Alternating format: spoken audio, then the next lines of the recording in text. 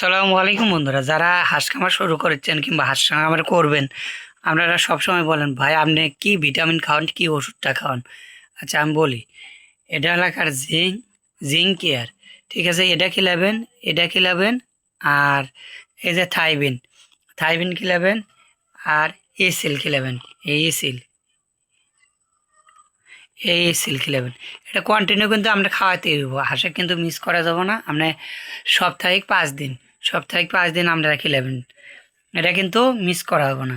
এই জিঙ্ক থাইবিন, থাইবিন খালে এই যে যে ধানগুলান খায়, ধান শামুক যেগুলান খায়, এগুলান খালে মনে করেন গোলা টোলা ছিলা যায়, এটা ঘাওটাও হয়, এগুলো তাড়াতাড়ি রিকভারি করে, ঠিক আছে, তাড়াতাড়ি সারে।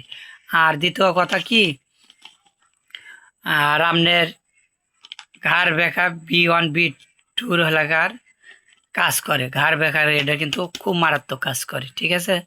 আর দ্বিতীয়ত এলাকার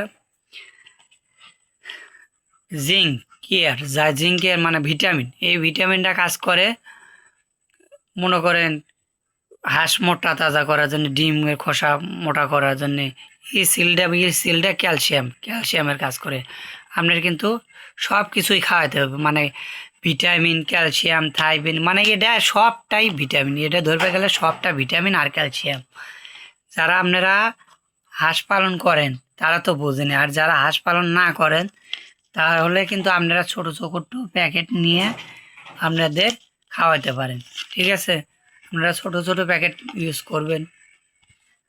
যারা বাড়িতে দুটো একটা হাঁস পালেন, 5টা 10টা, তারা কিন্তু কন্টিনিউ খাওয়াতে পারেন। এই যে মূল কারণ আপনারা বলেন, আমাদের হাঁস, বাড়ির হাঁসগুলান 10-12টা ডিম দেওয়ার পরে ডিম বন্ধ হয়ে যায়, 15-20টা ডিম দেওয়ার পরে দ্বিতীয়বার আবার ডিম পারে না।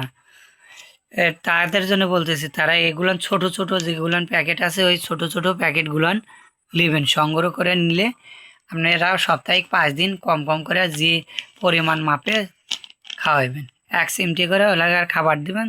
যাদের কম হাঁস আর যাদের বেশি হাঁস, তারা বুঝে শুনে যেরকম করে প্যাকেটে গায়ে লেখা আছে ওই রকম করে আপনারা খাওয়াবেন। সবাইকে ধন্যবাদ।